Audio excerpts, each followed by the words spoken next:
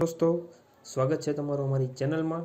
सामायिक मूल्यांकन कसोटी धोरण छे 4 विषय है गुजराती और डिसेम्बर मास 2020 आ महीनाનું पेपर और तेનું सोल्यूशन આપણે જોવાના છીએ। तो प्रश्न नंबर 1 થી શરૂઆત કરીએ। આપેલા શબ્દો વિશે એક એક વાક્ય લખવાનું છે। તેમાં પહેલું છે ટપાલ પેટી અને લાલ, તો એમાં લખી શકો તમે ટપાલ પેટી લાલ રંગની હોય છે, બરોબર છે। પછી બીજું છે ઝાડ અને ફળ, તો એમાં લખી શકો ઝાડ પર મધુર ફળ મળે છે। એવી જ રીતના ત્રીજું છે દિશા અને રસ્તો, કે પૂર્વ દિશા તરફ આ રસ્તો જાય છે, બરોબર છે, ઈજી જ છે આમાં। ચોથું છે મોબાઈલ અને સંદેશ, તો વિદ્યાર્થી મિત્રો એમાં લખી શકો હમણાં જ મોબાઈલમાં સંદેશ આવ્યો, બરોબર છે। પછી છે પોસ્ટ ઓફિસ અને સમાચાર, તો એમાં શું લખી શકો તો પહેલાના સમયમાં પોસ્ટ ઓફિસે ટપાલ દ્વારા સમાચાર આવતા હતા અથવા તો મળતા હતા। હવે પ્રશ્ન નંબર 2 તરફ જઈએ કે નીચેના આપેલા પ્રશ્નોના જવાબ તમારા અનુભવના આધારે લખવાના છે। તો આપણા અનુભવ પ્રમાણે લખશું, તો એ પણ હું આપી દઉં છું। તમારા ગુજરાતીના પાઠ્યપુસ્તકમાંથી તમને કઈ કવિતા ગમી, શા માટે? તો એમાં મને શું ગમ્યું એ મારે લખવાનું સૈનિક સૈનિક રમ્ય કવિતા વધુ ગમી, કારણ કે તેમાં દેશના સૈનિકો વિશે અને દેશપ્રેમ વિશેની વાતો કરવામાં આવી એટલે મને ગમી, બરોબર। પછી એમાં બીજું જોઈએ આપણે, હાલમાં તમે ઘરે રહીને કઈ રીતે ભણો છો? તો હાલમાં બધા અત્યારે મોબાઈલ ઉપર ગૂગલ મીટ દ્વારા ભણીએ છીએ, એટલે કે હાલમાં અમે ઘરે રહીને મોબાઈલ દ્વારા ભણીએ છીએ, બરોબર છે। એમાં પ્રશ્ન નંબર 3 ઉપર આવીએ હવે, કે આ વર્ષે દિવાળીમાં દિવસોમાં તમે કઈ રીતે પસાર કર્યા? તો એમાં તો મેં જે રીતે પસાર કર્યા હોય એ રીતના હું લખું છું, પણ તમે કઈ રીતના કર્યા કહીશું। ઘરે રહીને અને ઘરમાં પરિવારજનો સાથે રમતો રમીને આ વખતની દિવાળીની રજા પસાર કરી, બરોબર છે, આ એનો જવાબ આવે છે। પછી છે પ્રશ્ન નંબર 4, હવે તમને શાળામાં જવાનું ગમશે? પ્રશ્નાર્થ ચિહ્ન છે, પછી છે શા માટે? જો હા હોય તો હા જવાબ આપવાનો, અને ના હોય તો ના આપવાની। હું અહીંયા મારું જણાવું છું, હા મને નિશાળે જવું ગમશે। શા માટે? કારણ કે ઘણા સમયથી આપણે પ્રિય મિત્રો અને પ્રિય શિક્ષકોની યાદ આવે છે, એટલે આપણને ગમે છે। હવે પ્રશ્ન નંબર 5 છે, નવા વર્ષમાં તમારા વડીલોના આશીર્વાદ મેળવવા માટે તમે શું શું કર્યું? તો કે નવા વર્ષમાં વડીલોના આશીર્વાદ મેળવવા ચરણ સ્પર્શ કર્યા અને વડીલોને ગમતા કાર્ય કર્યા, અને એને જે ગમે તેવી રીતનું એની આજ્ઞાનું પાલન કર્યું, બરોબર છે। આ હતા એક એક વાક્યના જવાબ। હવે પ્રશ્ન નંબર 3 તરફ, નીચેલા આપેલા વાક્યોમાં લીટી દોરેલ શબ્દોના સ્થાને કોષમાં આપેલ શબ્દ લખી જરૂરી ફેરફાર કરી વાક્ય ફરીથી લખો, બરોબર છે। હવે એમાં પહેલું જોઈએ કે કૂતરો રોટલી ખાઈ ગયો, તો કૂતરાની જગ્યાએ બિલાડી, તો કે બિલાડી રોટલી ખાઈ ગઈ, આ એનો જવાબ આવશે।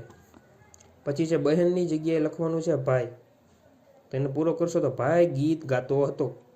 પછી એવી જ રીતના છે પત્ર અને વાર્તા, તો કે અશોકભાઈએ વાર્તા લખી, બરોબર છે। પછી એવી જ રીતના છે દંડો અને લાકડી, તો ખૂણામાં લાકડી પડી છે, આ એનો જવાબ આવશે। પછી છે 5મું, થાળીમાં રોટલી આપી છે, રોટલીની જગ્યાએ શાક લખવાનું છે, તો કે થાળીમાં શાક આપ્યું છે, આ એના જવાબો થઈ ગયા। હવે આગળ વધીએ પ્રશ્ન નંબર 4 તરફ। નીચે આપેલ શબ્દો પરથી ઉદાહરણમાં બતાવ્યા પ્રમાણે 4 શબ્દો બનાવવાના છે, કે ઉદાહરણ આપ્યું છે ઉમરગામ, ગામરમ, ઉમરગાર, બરોબર, આ રીતનું છે। એવી રીતનું છે દયાસાગર, તો દયાસાગરમાં જોઈ શકો છો દયાસાગર, તો કે દયા, યાદ, સાગર, સાર અને સાગ, આ એના જવાબ આવશે। પછી જોઈએ સમાચાર પત્ર, કે સમાચાર પત્ર, ચાર, માર, સત્ર, આ બધું આવી શકે। પછી છે તારણહાર, કે એમાં તાર, પછી રણ અને હાર, બરોબર, અને તાણ, આ હોતન આવી શકે। પછી છે વિજયનગર, તો વિજયનગરમાં જય, વિજય, નગર, જગ અને નર, એ બધું પણ આવી શકે છે। અને છેલ્લું છે ઈમાનદાર, ઈમાનદાર છે ને એમાં શું આવે ઈમાન, પછી માન, પછી નર, પછી માદા અને માર, આ એના જવાબ આવે છે। હવે જોઈએ છેલ્લો મોટો સવાલ આપેલો છે, કે પ્રશ્ન નંબર 5, શાળાઓ બંધ હોવાથી તમે ઘેર શું કરો છો તેની જાણ કરતો પત્ર તમારા શાળાના આચાર્યશ્રીને લખો। તો એમાં પહેલાં ધ્યાન રાખવાની બાબત શું છે, જમણી બાજુ પોતાનું પહેલાં નામ લખવાનું હોય છે, જે નામ હોય છે એ, બરોબર।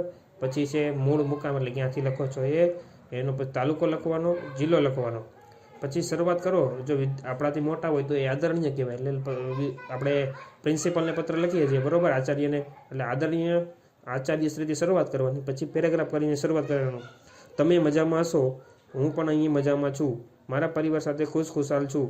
શાળાઓ બંધ હોવાથી અમે બધા આજુબાજુ રહેતા મિત્રો સાથે રમત રમ્યા, બાળ વાર્તાઓની ચોપડીઓનું વાંચન કર્યું અને ખાવા પીવાની પણ ખૂબ જ મજા કરી. ત્યારબાદ અમારી શાળા દ્વારા ઓનલાઈન શિક્ષણ પણ શરૂ થયું, એટલે અમે અમારું ગૃહ કાર્ય પણ બધા મિત્રો સાથે મળી કરતા હતા બરાબર. પછી પત્ર જેવો પૂરો થાય તો એની જમણી બાજુ નીચે આવે લિખિતન, અને એમાં આપણે લખી શકીએ આપનો વિશ્વાસુ અને નીચે એનું નામ લખવાનું. આ છે આજનો સોલ્યુશન બરાબર. હવે તમને જો વિદ્યાર્થી મિત્રો વિડીયો ગમ્યો હોય તો વિડીયોને લાઇક કરો, આ ચેનલને સબસ્ક્રાઈબ કરો, અને આ વિડીયો તમારા વિદ્યાર્થીઓને પણ શેર કરો, એને સજેસ્ટ કરો, જેથી એને સાચું સોલ્યુશન મળી શકે. અને આપણે સાચું સોલ્યુશન જ સેવનમાં મૂકીએ છીએ, તેથી ચેનલને સબસ્ક્રાઈબ કરજો. ધન્યવાદ મિત્રો.